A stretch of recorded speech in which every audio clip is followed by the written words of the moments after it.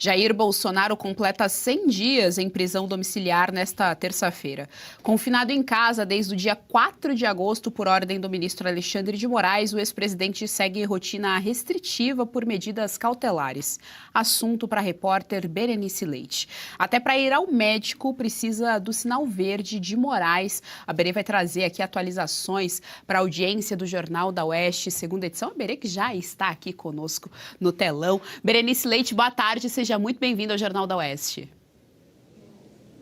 Oi, Geise. Boa tarde para você também, para todos que nos assistem. Pois é, 100 dias já desde que o ex-presidente Jair Bolsonaro teve esse agravo nas medidas cautelares, estendendo para uma prisão domiciliar. A gente lembra que, à época, a decisão do ministro Alexandre de Moraes, segundo ele, essa prisão se justificaria devido ao descumprimento de outras medidas cautelares que já haviam sido impostas a Bolsonaro, dentre elas o não uso das redes sociais. Essa determinação, como você bem lembrou, foi no dia 4 de agosto. E desde então, a defesa de Jair Bolsonaro vem tentando recorrer, suspender essas medidas cautelares, até porque o processo pelo qual ele estaria cumprindo essas medidas não tem nada a ver com a condenação na suposta tentativa de golpe, mas sim um outro inquérito onde ele, o filho dele, o deputado Eduardo Bolsonaro, e também o jornalista Paulo Figueiredo foram acusados de coação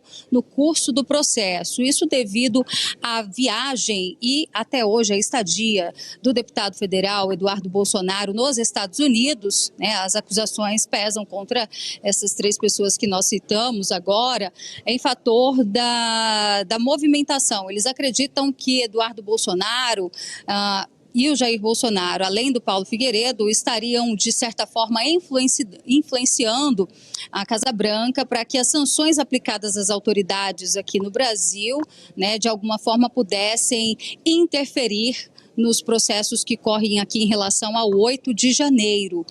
E o que acontece é que no dia 22 de setembro, o Procurador-Geral da República, Paulo Gonet, ele acatou a denúncia contra o deputado Eduardo Bolsonaro e o jornalista Paulo Figueiredo, mas não ofereceu denúncia, não acatou, né, a denúncia, a acusação contra o ex-presidente Jair Bolsonaro, que nesse inquérito era acusado de estar financiando a viagem, a estadia do deputado federal Eduardo lá nos Estados Unidos. Então, é justamente nesse ponto que a defesa do ex-presidente, né, sempre argumenta junto ao Supremo Tribunal Federal relacionado a ele não estar sendo denunciado no inquérito. Então, as medidas cautelares deveriam, em tese, ser suspensas, incluindo, inclusive, o uso da tornozeleira eletrônica e a própria prisão domiciliar, que vem, de certa forma, agravando também o seu estado de saúde, como você também destacou, né, Geise?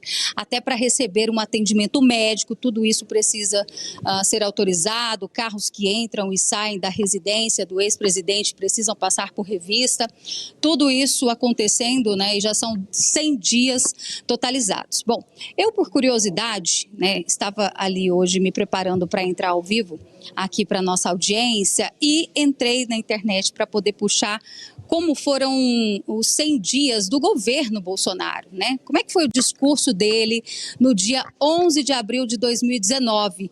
E a gente separou um trecho para nossa audiência poder relembrar. Vamos ver. Feliz é o chefe do executivo que pode contar com uma bancada de 22 ministros,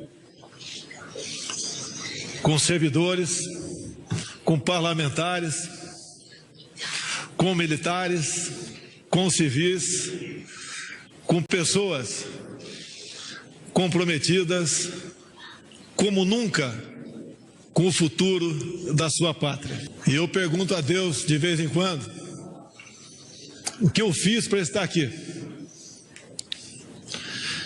E eu peço a Ele, mais que sabedoria, eu peço força, coragem, determinação, para que nós bem possamos cumprir juntos essa missão.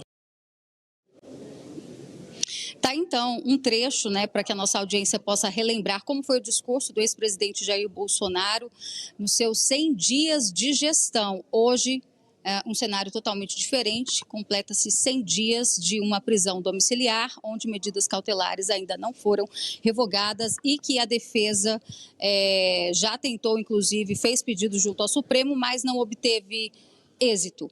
Agora, vale lembrar que hoje ainda, completando esses 100 dias de prisão domiciliar, tivemos uma decisão do ministro Flávio Dino que negou um habeas corpus, um HC, que foi impetrado não pela defesa do ex-presidente, mas por um advogado de Santa Catarina, e ele decidiu que o HC não tem validade, foi rejeitado, seguindo inclusive uma jurisprudência de outras decisões ali do STF, onde os ministros, os magistrados argumentam que não cabe habeas corpus contra decisões de outros ministros, seja da primeira, segunda turma ou do plenário, ou seja, não adianta impetrar HCs diante de decisões que já sejam de ministros do STF, porque eles seguem essa jurisprudência e vão negar sempre, pelo menos é esse o entendimento, que não muda nesse caso do ex-presidente Jair Bolsonaro, que se mantém preso. Geise, volto com você.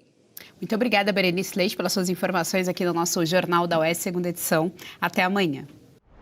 Gostou do conteúdo que viu por aqui no canal da Revista Oeste? Compartilhe e deixe o seu like.